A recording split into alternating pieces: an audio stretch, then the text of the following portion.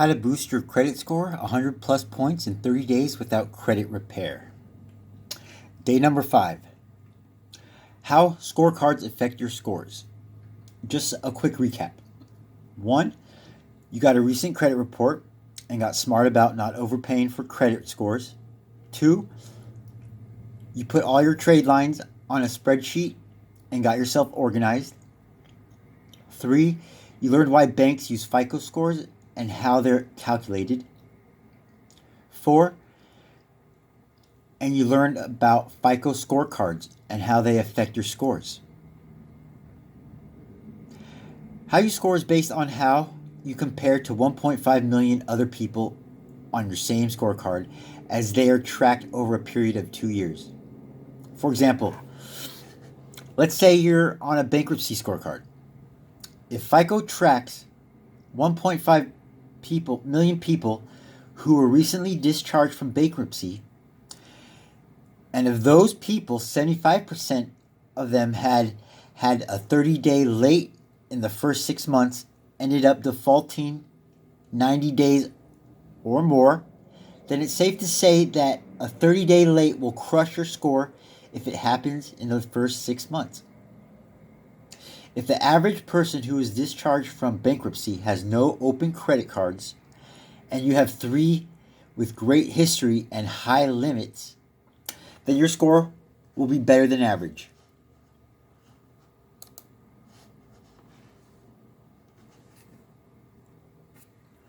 Using the scorecards and spreadsheet from your last lesson, try to figure out which card you're on. Next, you'll need to use some common sense to figure out what it would take to be better than average on your scorecard. Or what would it take to get a different scorecard? For example, if you're on a thin credit scorecard, you probably only have 1 or 2 credit cards and the age of your credit report is very new. If you added an older count, that would age your credit file and boost your score. If you added an installment loan, that would improve your credit mix. Get the idea? Make a quick list, and over the next several lessons, I'll teach you Yoda-like techniques for manipulating the FICO formula. Day 6. How many credit cards should you have?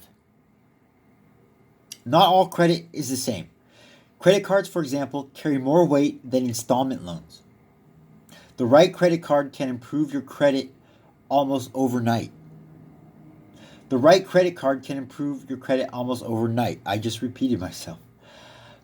While you do need to mix up your credit cards show lenders how responsible you are on a monthly basis. Visa and MasterCard are the 2 biggest players in the area. Believe it or not, people who don't have a major credit card are considered a bigger credit risk than people with 14 credit cards. It's crazy. Without a bank credit card, your credit score will never be as high as it could be.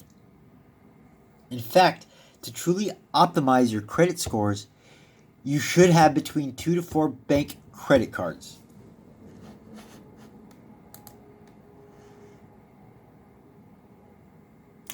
If FICO is saying that 2 to 4 is optimal, then it's your job to make it so. In order to fully realize the benefits of your 2 credit cards, you also need age and high limit. Age will come in time, but you can speed up the limit building side of the equation. If your score is over 700, then you should call and request a credit limit increase at least once every 6 to 9 months. If your score is under 700, then you might want to start with a secured credit card. Start out with $500 limit and work to building that limit to $5,000. Once you hit $5,000, then open a second secured card and do it again.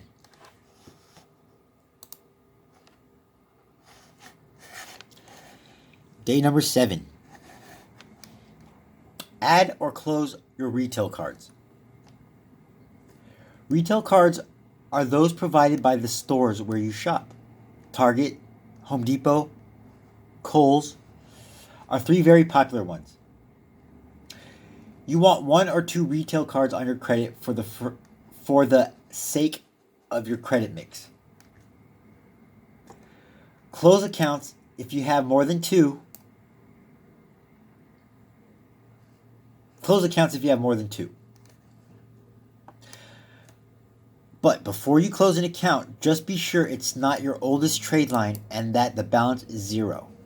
Another thing to consider is that retail cards won't help you if you never use them. A lender suddenly closes your account due to inactivity can drop your score. Just make sure to keep your balances under 10% and never keep balances on all your cards at the same time.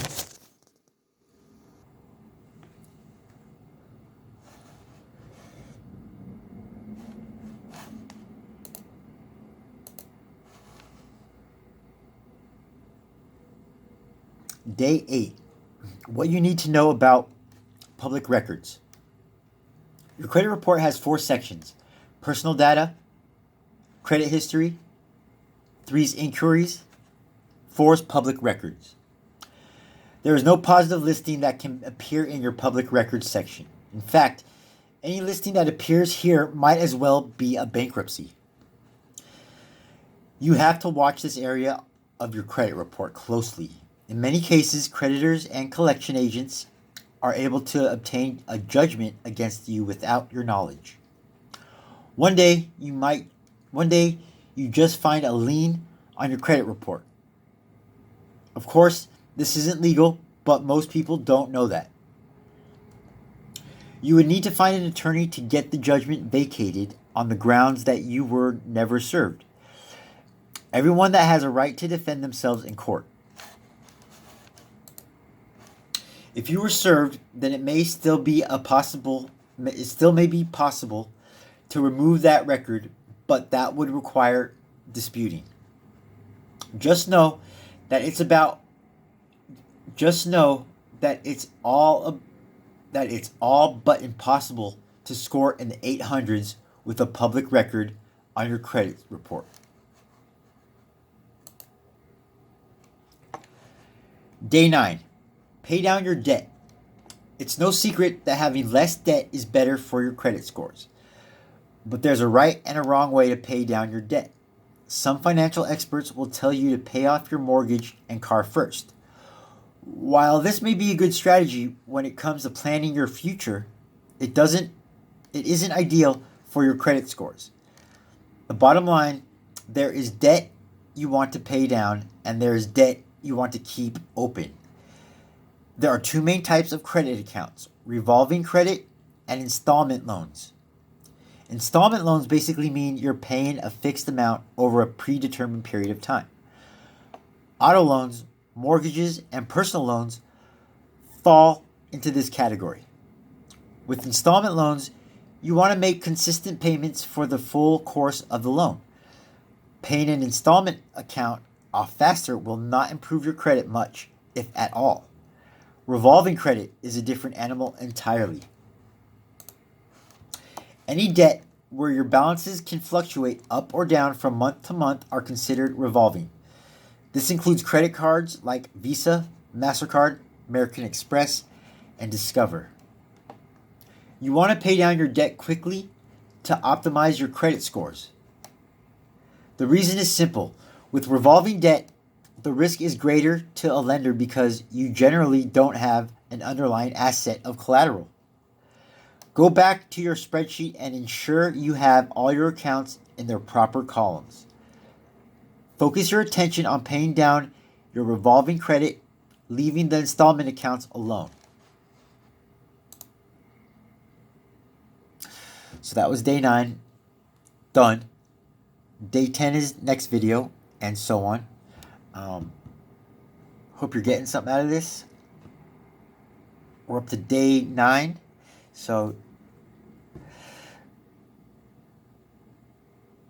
21 more days left.